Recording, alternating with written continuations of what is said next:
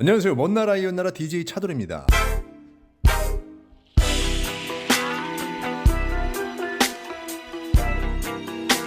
방탄소년단의 제이홉이 계속해서 솔로로서 그야말로 말 그대로 파죽지세라고 하나요? 기록적인 기록을 갱신하고 있어요. 지난번에 제가 영상에서 제이홉의 스포티파이 팔로워 수가 늘어나고 있는 추세다 이렇게 말씀드렸던 적이 있었죠. 그때 당시에 팔로워 수가 694만 6,274명이었어요. 정확하게. 그때 영상을 업로드했던 날이 가만히 있어보자. 8월 20일이었네. 8월 20일에 팔로워 수가 700만 명이 조금 안 되었었는데 오늘 확인해보니까 759만 5,370. 와, 제대로 미쳤다. 두 달 만에 거의 70만 명 가까이 늘었어요. 현재 한국인 솔로 가수로는 최고고 K-팝 총 팔로워 수 집계를 살펴봐도 방탄, 불핑, 트와이스, 엑소에 이어서 5위예요. 5위. 그리고 충격적이게도 DJ 스네이크보다 한 계단 앞섰고요. 지난해 최고의 흑인 아티스트로 꼽혔던 로디리치나 릴나스 X보다 한참 위에 랭크가 되어 있어요. 지금 이 속도라면 곧 800만 명을 넘어갈 텐데 스포티파이 집계표를 쭉 살펴보니까 800만 명을 보유하게 되면 150위권 안으로 들어가게 되거든요. 이 150위권부터는 스포티파이 안에서도 천상계예요. 그 천상계에 제이홉이 곧 진입을 하게 된다는 거죠. 초고공행진을 달리고 있는 아티스트들보다 딱 한 계단 아래에 있다는 거예요. 말 그대로 솔로 유닛으로는 압도적인 팔로워 수를 가지고 있는 아티스트라는 게 증명이 된 거죠.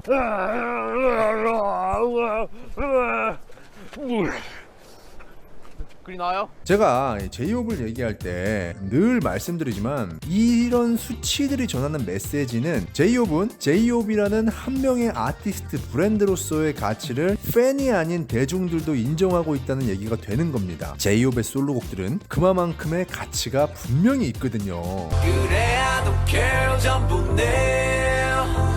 그리고 또 중요한 건 제이홉의 계정에 등록되어 있는 곡들은 방탄소년단의 앨범에 포함되어 있는 곡들이 아니라 제이홉 솔로 앨범 곡들과 치킨 누들 숲이 등록이 되어 있죠. 완벽한 솔로곡인데 이 부분 역시 제이홉의 솔로곡의 가치를 인증해주는 지표입니다.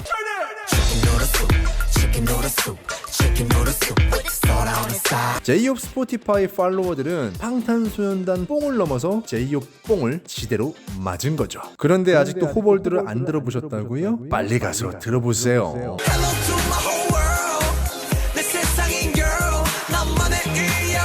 이렇듯 제이홉은 자기의 솔로로서의 능력을 이렇게 계속해서 증명해 나가고 있습니다. 이 능력치의 최고의 커리어는 아무래도 홉월드라는 앨범이겠죠. 이 홉월드를 시리즈로 리뷰하는 저는 매일 칭찬합니다. 아우 이뻐. 제이홉의 명반 홉월드의 가장 유명한 곡이라고 말해도 과언이 아닌 백일몽의 이야기를 좀 털어보려고 합니다.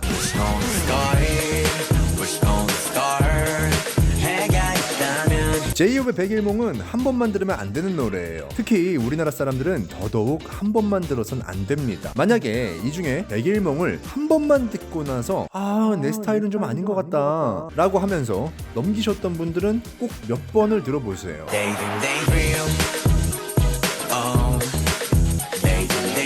제이홉의 백일몽은 어찌 보면 이 앨범에서 가장 실험적이고 가장 대중적이지는 않으며 가장 이 앨범의 색깔을 잘 나타내는 곡입니다. 한국인들이 좋아하는 전형적인 K-팝의 예쁜 멜로디, 많이 쓰이는 돈이 되는 음계들, 우리나라 사람들의 니즈에 맞춘 곡은 아니라는 거죠. 말 그대로 이 음악은 제이홉이 믹스테이프를 통해 표현하고 싶었던 제이홉이 하고 싶었던 음악, 평소 제이홉이 아티스트로서 꿈꿔오던 음악, 제이홉의 감수성을 여실히 드러낸 음악 이렇게 말할 수 있겠네요.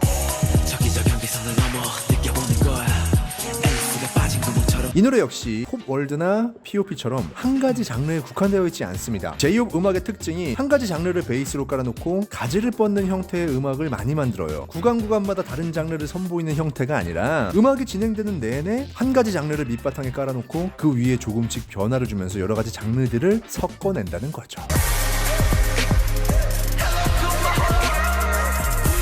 이 음악의 베이스는 하우스 음악입니다. 하지만 전형적인 하우스 음악은 아니죠. 보통의 하우스 음악은요, 박자에 맞춰서 나오는 킥 사운드를 바탕으로 여러 가지 악기들을 점점 더 추가시키지만 제이홉의 백일몽은 기존의 하우스 음악이 가지고 있던 교과서적인 공식, 킥 사운드가 박자에 맞춰서 나온다는 개념을 파괴해버렸습니다. 그럼에도 불구하고 여전히 이 음악이 하우스 음악임에는 변함이 없어요. 지난번부터 말씀드리는 건데 제이홉이라는 아티스트가 이 몽롱함을 음악으로 굉장히 표현을 잘해요. 이만큼 몽롱함을 잘 표현하는 아티스트가 몇 명이나 있을까 싶을 정도로 잘 표현합니다. 거기다 제이홉의 최대 장점이 목소리를 자유자재로 가지고 놀 수 있는 능력이다 보니까 목소리 또한 이 몽롱한 음악, 몽롱한 분위기에 거의 완벽하게 맞춰버립니다. 보통 몽롱함을 잘 표현하는 아티스트들은 PB R&B나 이모 힙합을 하는 이런 아티스트들이거든요. I just need some dick. I just need some love. Tired of fucking pessimistic. All wanna see me with no pot to piss in, but niggas been inside about the grave I'm digging. Have a conversation about my hate decisions. 그런데 제이홉은 그런 음악을 주로 하는 아티스트가 아닌데도 굉장히 신나는 음악을 하는 아티스트임에도 불구하고 몽롱함을 굉장히 잘 표현합니다.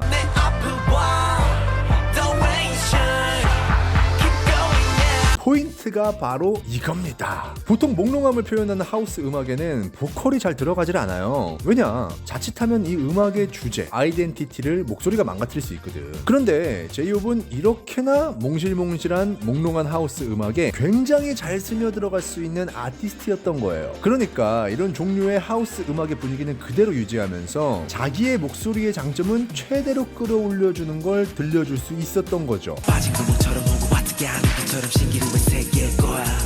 그런데 이 음악에 제이홉이 자기를 완전히 녹여내는 방식이 더 있었습니다. 누가 뭐래도 이 음악은 대중가수가 부른 음악이죠. 매니아들이 즐기는 하우스 음악이 아니라는 말이에요. 그래서 제이홉은 자칫 대중들에게 지루하게 다가갈 수도 있는 부분을 자기의 장점으로 채워버렸습니다. 바로 자기의 전공인 힙합의 리듬을 음악 안에 넣음으로써 노래의 지루함을 삭제해버린 건데요.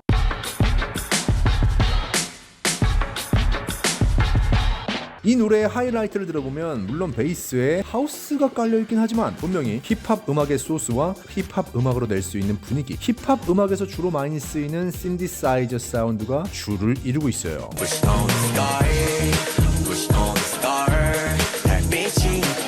90년대 힙합 음악 중에 빠른 템포의 힙합 음악에 주로 쓰였었던 리듬을 만들어내는 방식이 사용되었고 2000년대 초반에 힙합 음악에 주로 쓰였었던 신디사이저 사운드가 그루브를 절정으로 끌어올려줍니다.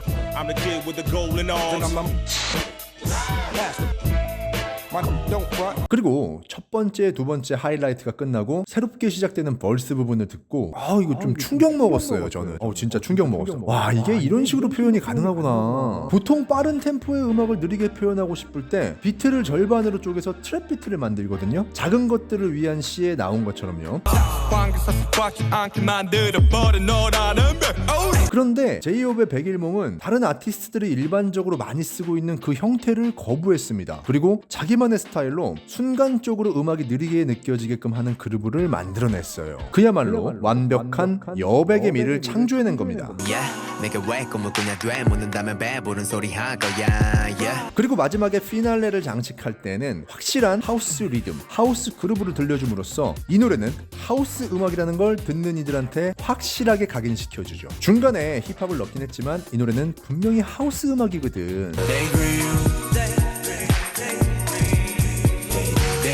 다른 음악들과 마찬가지로 굉장히 잘 만들어진 수작입니다. 제이홉의 장난기와 유쾌함과 더불어서 재능이 돋보이는 음악이에요. 한 가지 사물을 바라볼 때 남들과 다른 시선으로 사물을 바라볼 수 있는 능력을 우리는 쟤 좀 이상하다 라는 말로 치부해버리고는 하지만 결국에 세상을 변화시키고 발전시키고 바꾸는 건 그 이상한 애들이라는 걸 우리는 아주 나중에서야 깨달을 수 있죠. 제이홉의 음악은 처음에 들었을 때는 이상하게 느껴질 수 있습니다. 이거 뭐지? 이거 어떤 음악이지? 이건 일반적이지 않은 형태인데? 하지만 그것은 음악을 다른 시각으로 해석하는 능력의 산물이고 그 이상함이 음악의 고정관념을 바꿔버립니다. 그것이 pop월드 안에 백일몽이라는 노래가 명곡이 될 수 있는 이유가 아닐까 싶습니다. 오늘 방송은 여기까지 하는 걸로 하겠습니다. 오늘도 시청해주셔서 진심으로 감사드립니다. 빠잉.